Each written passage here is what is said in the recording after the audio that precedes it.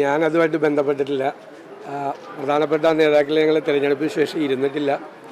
അവിടുത്തെ തോൽവിയെക്കുറിച്ച് ഗൗരവമായിട്ട് അത് പരിശോധിക്കും. അത് KPCC അധ്യക്ഷൻ ആ കാര്യം വളരെ വ്യക്തമായിട്ട് പറഞ്ഞിട്ടുണ്ട്. ആ തോൽവിയെക്കുറിച്ച് പഠിച്ചിട്ട് വേണ്ട അതുമായിട്ട് ബന്ധപ്പെട്ട കാര്യങ്ങൾ നടപടി സ്വീകരിക്കും. വയനാട്ടിലേക്ക് റീപ്ലേസ്മെന്റ് രാഹുൽ മാറുകയാണെങ്കിൽ എന്നൊക്കെയാണ് ചർച്ചയിലേക്ക് വരുന്നത്. രാഹുൽ ഗാന്ധി ഇപ്പോൾ അവിടുത്തെ നമ്മളെങ്ങനെയാണ് നിങ്ങളിങ്ങനെ സാങ്കല്പികമായ ചോദ്യം ഞാനെങ്ങനെയാണ് മറുപടി പറയുന്നത്? സാങ്കല്പിക ചോദ്യങ്ങളല്ലേ. രാഹുൽ ഗാന്ധി മാറി അവിടെ ആരായിരിക്കുന്നത് സാങ്കല്പികമായ ചോദ്യമാണ്.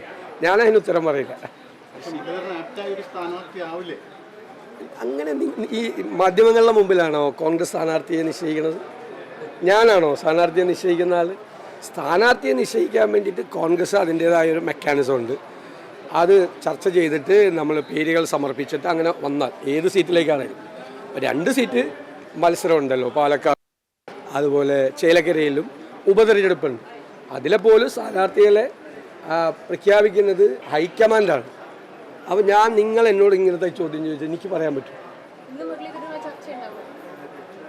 അതെനിക്കറിയില്ല. ഏത്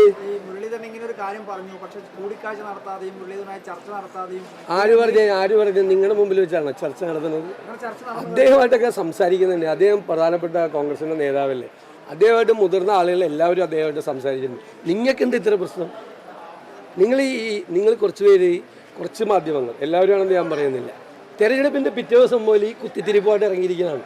അതായത് 18 സീറ്റിൽ ഉജ്ജ്വലമായ വിജയം നേടിയ UDFന്റെ വിജയത്തിൻ്റെ ഗ്രേസ് കളയാൻ വേണ്ടിയിട്ട് രാവിലെ മുതൽ വൈകുന്നേരം വരെ കുത്തിത്തിരിപ്പായിട്ട് ഇറങ്ങി. അത് ഒരു സംഘടിതമായ ഒരു അജണ്ടയാണ്. ഞാൻ അതിലൊന്നും വീഴില്ല, ആ കെടിയിലൊന്നും വീഴില്ല. അത് നിങ്ങൾക്ക് എന്താണ് പ്രശ്നം?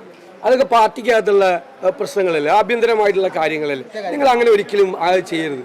ഇത്രയും വലിയ വിജയം 10 പേരാണ് 1 ലക്ഷം വോട്ടിന് മീതെ ജയിച്ചിരിക്കുന്നത്.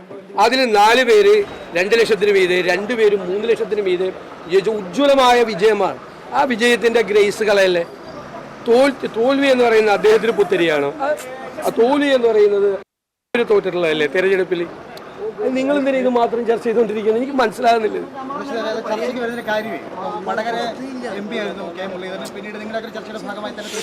അതൊക്കെ എല്ലാവരുടെയും അനുവാദത്തോടു കൂടി എടുത്ത തീരുമാനമാണ്. എല്ലാവരുടെയും അനുവാദത്തോടു കൂടി എടുത്ത തീരുമാനമാണ്.